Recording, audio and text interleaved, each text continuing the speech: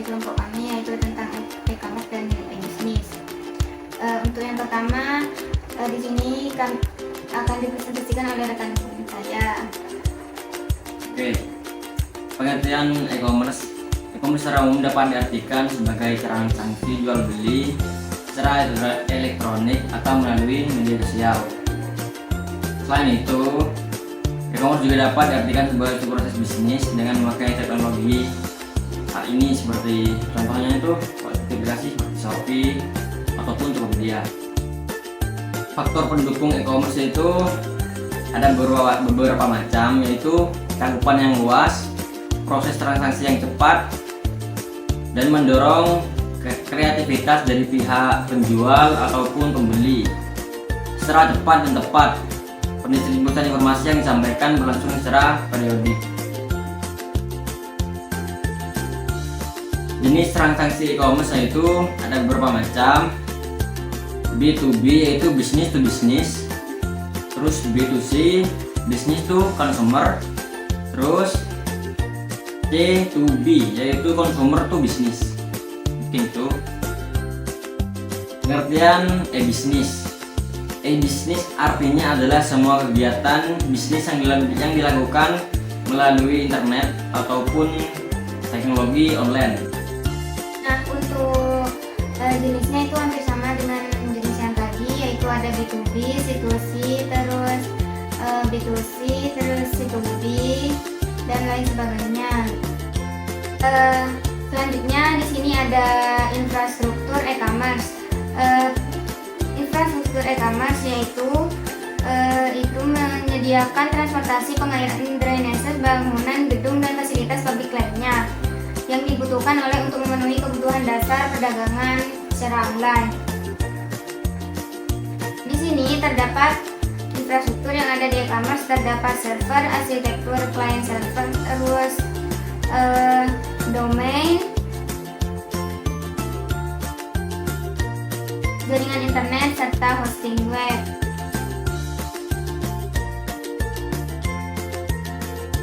Terdapat beberapa komponen penting dalam e-commerce, yaitu ada EDI, Electronic Data Interchange, yang didefinisikan sebagai pertukaran data antar komputer yang digunakan oleh berbagai organisasi atau suatu informasi yang terstruktur dalam format standar yang bisa diolah oleh komputer. Terus terdapat digital currency yang memungkinkan user dapat memindahkan datanya secara elektronik dalam lingkungan kerja tertentu. Terus ada electronic catalog yang merupakan pembuatan katalog dalam dunia bisnis di elektronika. Terdapat internet dan extranet, kemampuan fitur yang standar internet dengan perusahaan pada umumnya yang memiliki kemampuan dasar, yaitu email, online publishing, online search, dan aplikasi distribusi. Terus selanjutnya terdapat beberapa teknologi yang ada di e-commerce. Yang pertama, hosting web. Di hosting web ini terbagi menjadi dua file, yaitu hosting mandiri secara layanan perdagangan CSP. Untuk hosting mandiri ini merupakan praktik yang menjalankan pemeliharaan situs secara mandiri ataupun layanan yang digunakan itu di luar kendali. Terus terdapat penyedia layanan perdagangan CSP yang merupakan mitra bisnis yang dapat membantu produsen merek mengkoordinasikan proses penyediaan konten produk pengecer ke pelanggan.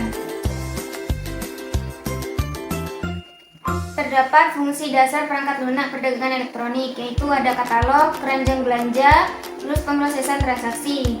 Fungsi lanjutan perangkat lunak perdagangan elektronik, basis data, perangkat tengah, terus ada layanan web yang dilakukan oleh layanan web, yaitu memberikan penawaran peningkatan layanan pelanggan yang mengurangi biaya, di mana ia akan memberikan datanya yang mengurangi SML dari satu aplikasi perusahaan yang telah terintegrasi.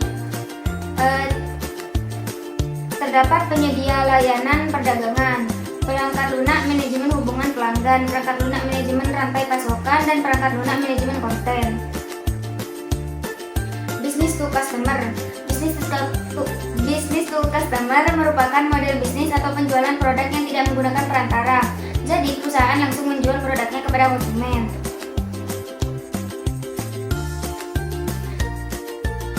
Karakteristik model bisnis yaitu customer, diantaranya bersifat terbuka, transaksi sederhana, on demand yang menyediakan berdasarkan permintaan pasar, serta memiliki persaingan yang tinggi.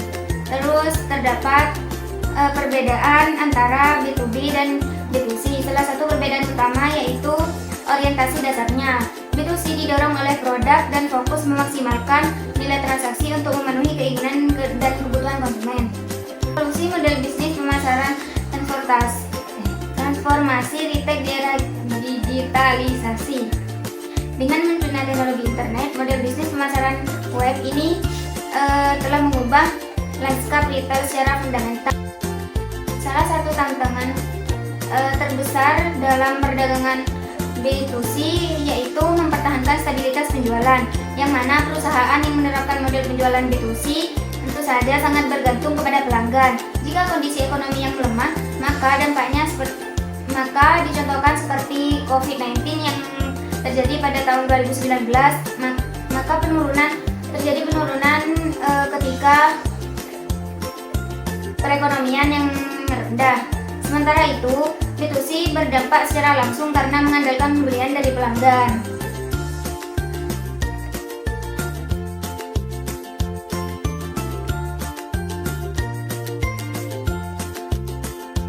Sekarang yaitu business to business. Business to business merupakan kependekan dari business to business merupakan transaksi bisnis yang terjadi antara satu perusahaan ke perusahaan lain. Lazimnya kita mengetahui proses penjualan barang dan jasa yang terjadi dari perusahaan kepada konsumen.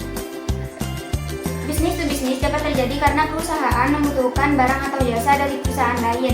Jadi, sebelum memasarkan produk kepada konsumen akhir, perusahaan biasanya menjalin kerjasama dengan perusahaan lain untuk memenuhi kebutuhan produksinya, atau bisa juga untuk mengenalkan produknya kepada masyarakat. Contoh usaha bisnis to bisnis. Yang pertama yaitu jasa pengiklanan, di mana pada perusahaan skala besar dengan target pasar yang juga besar memiliki penyedia layanan iklan komersial untuk menjangkau konsumen. Terus ada menyuplai bahan baku, jasa digital marketing, jasa web developer, industri otomotif, industri cleaning service, dan industri kreatif. Untuk pemasaran B2B, yaitu perusahaan memiliki berbagai metode untuk menjangkau target audiensnya.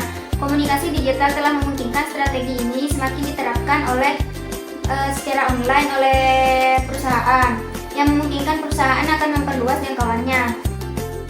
Nah, mungkin itu saja dari kami, kurang lebihnya mohon maaf. Assalamualaikum Warahmatullahi wabarakatuh.